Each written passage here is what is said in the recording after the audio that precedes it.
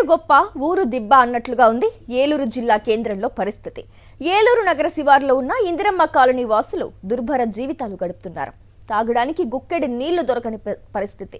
Drainage వ్యవస్థ లేకపోవడంతో దుర్గంధపూరిత మురికి నీటి మధ్యలోనే జనం నివసిస్తున్నారు. పారిశుద్ధ్యం అధ్వానంగా ఉండటంతో రకరకాల అంటు వ్యాధులు ప్రబలుతున్నాయి. ఏలూరు నగరానికి గోదావరి జలాలతో దాహం తీరుస్తున్న ప్రభుత్వం అల్లంత దూరంలో ఉన్న పేదల కాలనీకి మాత్రం మంచినీళ్లు అందించడం లేదు. ఎన్నిసార్లు మొత్తుకున్నా పాలకులు కనికరించడం లేదు.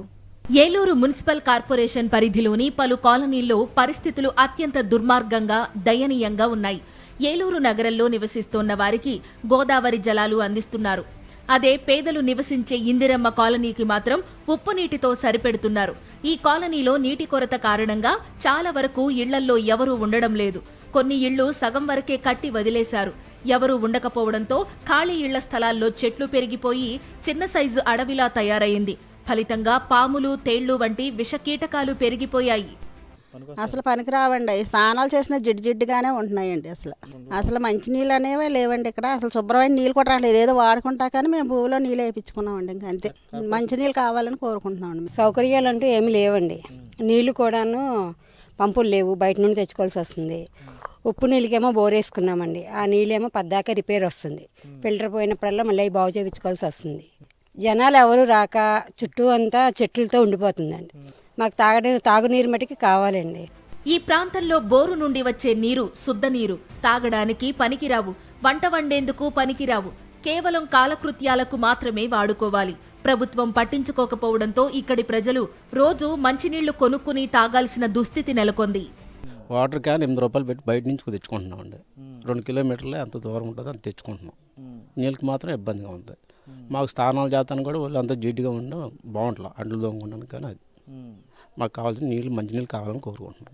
మాకు ఇక్కడ మంచినీళ్ళు లేక జనం రావట్లేదండి. కాలనీళ్ళు కూడా ఇల్లు కట్టే ఉన్నాయంటే కొన్ని ఇల్లు కట్టుకోలేదు, ఫౌండేషన్లు వేసి ఉన్నాయి. ఈ నీళ్ళు లేక రావట్లేదు. అదే వాటర్ ఉంటే మాత్రం జనాలు వస్తారు.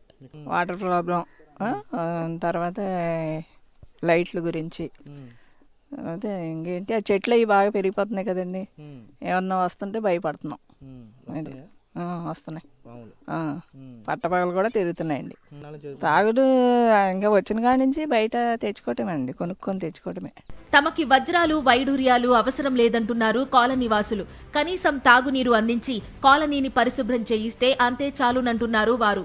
శుద్ధ వాటర్ అండి. అసలు సామాన్లు పాడైపోవటం, చిల్లీలు పడిపోవటం, వాటర్ అసలు స్నానం చేయటం కూడా బాగుంటలేదండి. సబ్బు ఇరిగిపోవటం అండి, బట్టలు కూడా పాడైపోతున్నాయండి ఉతుకుతుంటే. చాలా ఇబ్బందులుగా ఉన్నామండి మేము. కదంటే మరి మా పరిస్థితులు అంత మాత్రం కదండి. మరి రావాలి, మంచినీళ్ళు రావాలండి. మరి ఇక్కడ అన్ని పరిసరాలు అన్నీ చాలా భయంకరంగా ఉన్నాయి. పేదలు నివసించే కాలనీలంటేనే అధికారులకు, పాలకులకు చిన్నచూపు అంటున్నారు సిపిఐ నేతలు. ఇందిరమ్మ కాలనీ ప్రజల కష్టాలను గుర్తించి ఇప్పటికైనా కాలనీ సమస్య పరిష్కారానికి నడుం బిగించాలని సిపిఐ డిమాండ్ చేస్తోంది. జనం అక్కడ నివాసం ఉంటా ఉన్నారు, కానీ పొలాల్లో కట్టిన కారణంగా డ్రైనేజీ వ్యవస్థ లేక, నీరు పోయే మార్గం లేక మురుగు, అందులోనే జనం జీవించే పరిస్థితి ప్రస్తుతం కొనసాగుతూ ఉంది. ఇప్పుడు దోవలు కుట్టి కొత్త రకం రోగం వస్తుందని చెప్పేసి రాష్ట్రం అంతా గగ్గోలు పడతా ఉంది. అంటే ఇప్పుడు ఆ జనానికి కూడా అట్లాంటి రోగాలు రావడానికి అవకాశం ఉందని కమ్యూనిస్ట్ పార్టీగా మేము భావిస్తున్నాం. రెండోది ఏమంటే తమిళేరు ఒడ్డున మంచినీరు లేదు. అక్కడ బోర్లు వేస్తే ఉప్పు నీరు పడుతుంది. ఆ ఉప్పు నీరు తాగడానికి పనికిరాదు, వంట చేసుకోవడానికి పనికిరాదు, కాలకృత్యాలు తీర్చుకోవడానికి మాత్రమే పనిచేస్తుంది. అక్కడ అంత దూరం అంటే ఊరికి దగ్గరగా 2 కిలోమీటర్ల దూరంలో కాలనీలో నివాసం ఉంటా ఉన్నారంటే వాళ్ళంతా పేద వర్గాలకు సంబంధించిన వాళ్ళు తప్ప పెద్ద మనుషులు అయితే కాదు. వాళ్ళు ప్రతిరోజు 40 నుంచి 50 రూపాయలు మంచినీరు కొనుక్కోవడానికి కేవలం ఖర్చు పెట్టాల్సిన పరిస్థితి ఎదురవుతుంది. అందుకోసం ఆ కాలనీ వాసుల కోరిక ఏమంటే, ఏలూరు ప్రజలకు ఎలాగైతే గోదావరి నీరు, కృష్ణా నీరు అందిస్తూ ఉందో ప్రభుత్వం లేదా కార్పొరేషను, వాళ్ళకు కూడా అదే నీటిని అందించాలని చెప్పేసి కోరుతూ ఉన్నారు. అందుకోసం తక్షణం ఈ కాలనీల ప్రజలకు అందరికీ కూడా మంచినీరు అందించడానికి కావాల్సిన ప్రయత్నం చేయాలి. ఈ కాలనీని పొలాల మధ్యలో నిర్మించడం వల్ల డ్రైనేజీ వ్యవస్థ ఏర్పాటు చేయలేదు. ఫలితంగా మురుగునీరు ఎటు పోయేందుకు దారి లేక కాలనీలోనే నిల్వ ఉండిపోయి దుర్గంధం వెదజల్లుతోంది. దోమలు పెరిగిపోయి రకరకాల విషజ్వరాలు ప్రబలుతున్నాయి.